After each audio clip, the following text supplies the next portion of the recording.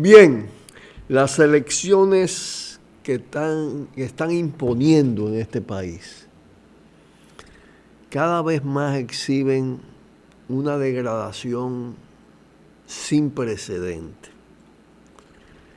No es solo que están montadas sobre un fraude estructural que tiene que ver con el financiamiento, que tiene que ver con el clientelismo permanente, que tiene que ver con la corrupción, con la impunidad de la corrupción en la partidocracia, sino también que se preparan para los fraudes coyunturales al momento con la compra de votos, la compra de cédula, los fraudes electrónicos, los fraudes manuales, todo eso se pone en práctica. Y además, un hecho muy sobresaliente que son elecciones sin un árbitro confiable, porque es un árbitro que tiene dueño y que también responde a esa lógica de corrupción.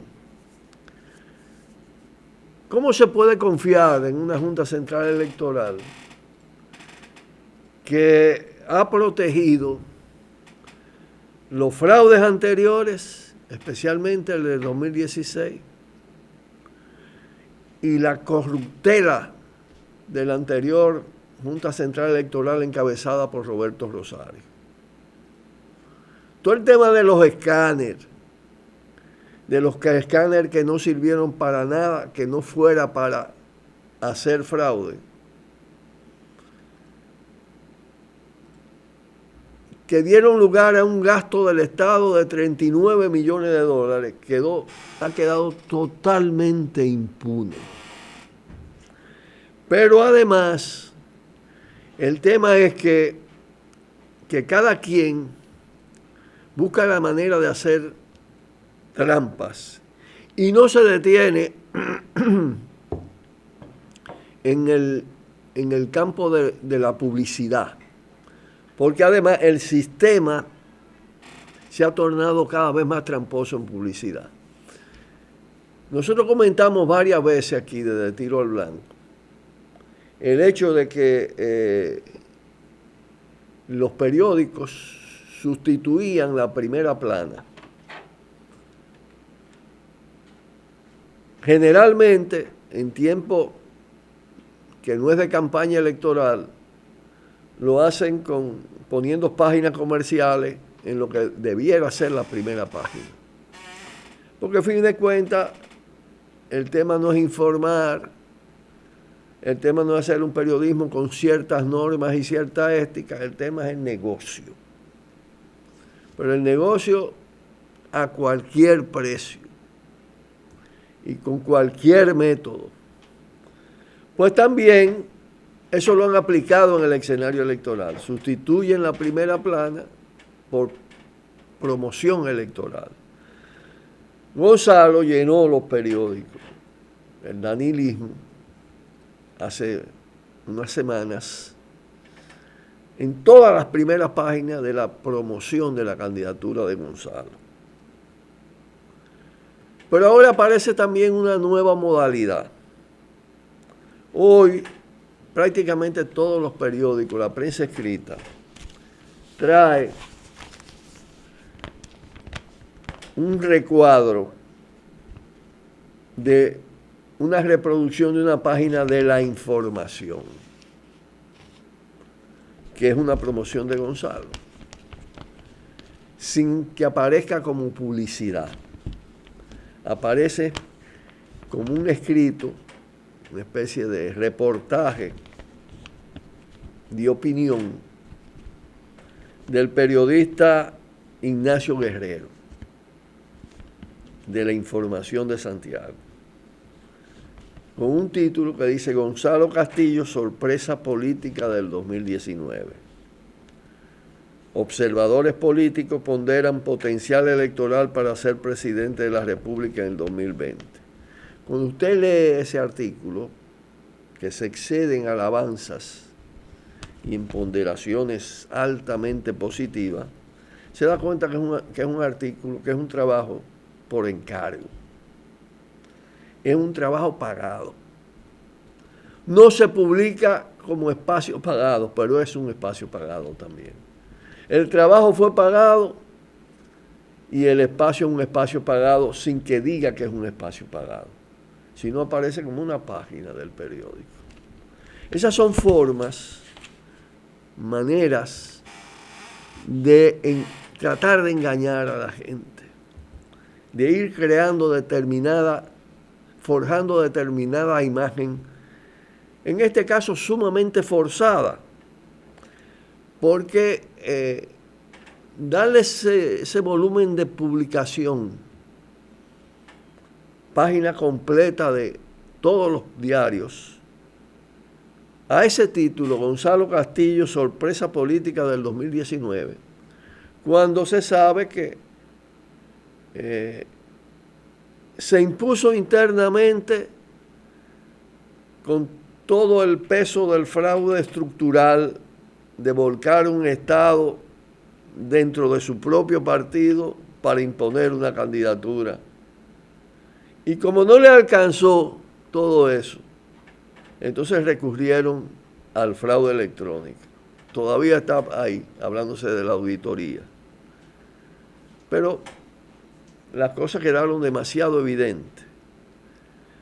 Eso es a lo interno, pero lanzada la campaña hacia afuera, la situación de Gonzalo es cada vez peor.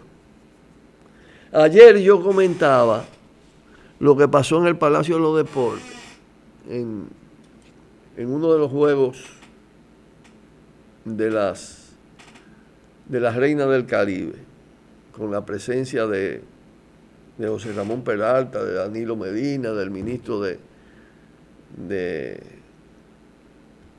Deporte, con un rechazo unánime en un bu que parecía un momento casi eterno. Lo han reproducido en las redes, pero lo ha silenciado los medios de comunicación.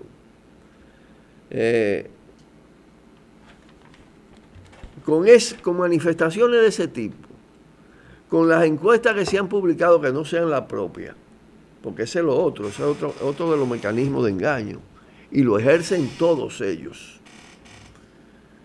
Cada candidato tiene su encuestadora y estructuran los resultados de las encuestas en función de una línea de publicidad, engañando, falseando. No es que encuestando se equivocaron, es que hacen un plan para engañar. Eso es parte de la degradación de que hemos hablado en el tema de la Junta. Y se nota sumamente forzado el tratar de presentar desde observadores políticos, ponderando el potencial de Gonzalo para ser presidente de la República, con ese cuadro por delante. Es evidente que la fuerza danilista está profundamente erosionada. Es evidente también que hay dos polos opositores que han pactado a nivel municipal y a nivel congresual, pero que han lanzado candidaturas propias a nivel presidencial. El tema ya no es prácticamente de más en más. Parece que puede ser relativamente fácil una derrota electoral del danilismo a nivel presidencial. Aunque ellos están tratando de hacer una maniobra previa en las elecciones municipales, para procurar más aire, porque están bajitos. El tema central de este país es que las opciones oficialistas y opositoras se parecen cada vez más en lo peor. No tienen respuesta superadora del cuadro de crisis y del deterioro de múltiples aspectos de la vida nacional. Y en términos de lo que significa esa frase que acabo de decir, de que se parecen en lo peor, hay que decir que han renunciado a la autodeterminación y a la soberanía. Pero eso lo vamos a comentar en el próximo segmento. Cuidado, cuidado, tiro al blanco. Hace también un tiempito, ¿no?, que hablamos de cómo la ruta hacia Washington, hacia el Departamento de Estado, en busca de respaldo de la administración Trump, se intensificó mucho después de lo de Pompeo. La llamada telefónica de Pompeo diciéndole a Danilo, no se puede repostular. Y Danilo se plegó. Claro, tenía muchos factores adversos al mismo tiempo. Pero Abinader, Lionel estaban haciendo lobby con las autoridades norteamericanas por todas partes. Lionel procurando que no le siguieran metiendo el clavo después del programa que reprodujeron ampliamente en el país de Bailey. Y Abinader, que tiene como asesor en materia de seguridad a Giuliani, el ex alcalde de Nueva York, que es a su vez asesor de Trump, buscando descaradamente el respaldo de Estados Unidos. Y eso lo llevaron al punto de sumarse a la política de Estados Unidos contra Venezuela, apoyar a Guaidó, en el caso específicamente de Abinader. Ahora se acaba de producir un hecho ominoso para la humanidad. Como parte, claro, de una cadena desde que se decretó la guerra infinita, la guerra global infinita, después de el derribamiento de las Torres Gemelas. Eso fue en la administración de George Bush hijo. Pero le siguieron otros gobiernos que con determinadas modelaciones continuaron esa política de agresiones, de guerra, de planes de subversión contra todo lo que Estados Unidos entendiera le afectaba a sus intereses. Bueno, y ahí está todo el tema de la tormenta del desierto, la guerra contra Irak, la guerra que había desatado ya Bush en Afganistán, el arreciamiento de la política sionista respaldada por Estados Unidos contra Palestina.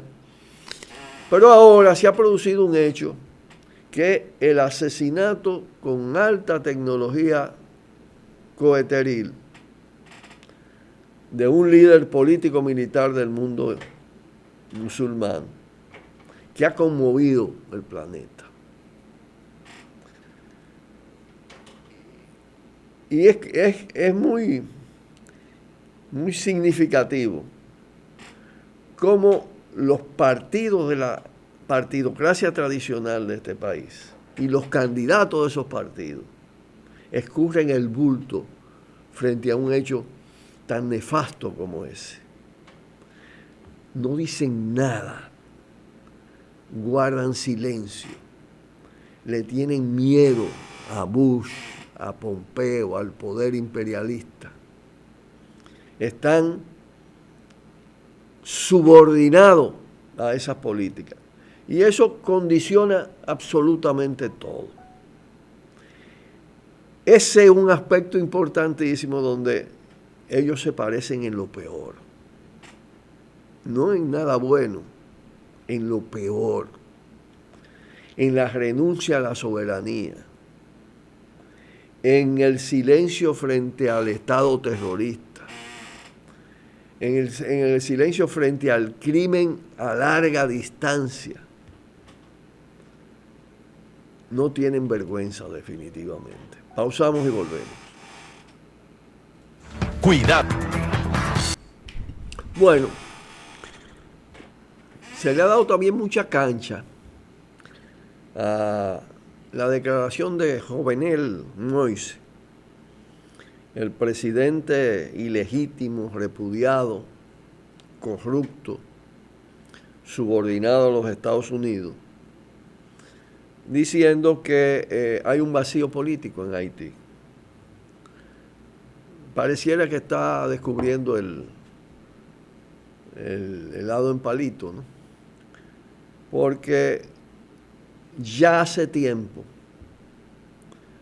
que es evidente que en Haití hay una crisis de gobernabilidad muy profunda y muy extensa. Y que uno de los temas lo toca él. Es que las movilizaciones multitudinarias recurrentes en Haití han enarbolado la demanda, la exigencia de la destitución de Jovenel Moïse.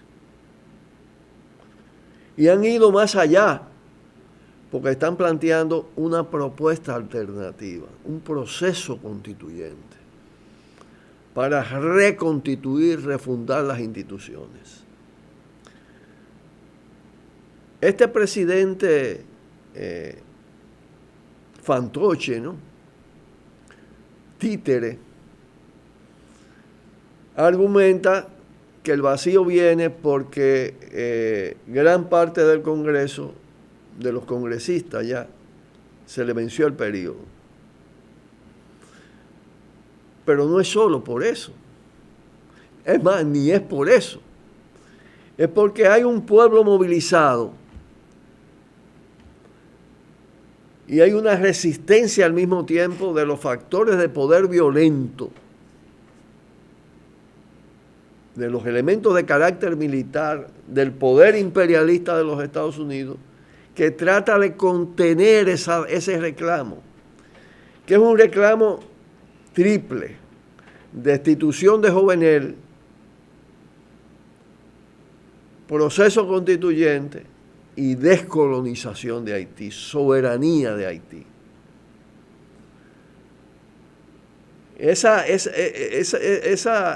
nivel de movilización, esa potencia de ese movimiento, está siendo contenida por la fuerza. Y lo que ha generado entonces es que quienes están resistiendo la demanda de destitución y la abolición, la quiebra de esas instituciones, se han quedado sin pueblo y no pueden gobernar. Ese es el verdadero vacío que hay en Haití. Y hay que hacer un reconocimiento al pueblo haitiano por su persistencia, por su capacidad de movilización y de protesta, y por el hecho de acompañarla cada vez más de una propuesta política que está siendo rechazada por la clase dominante gobernante de ese país.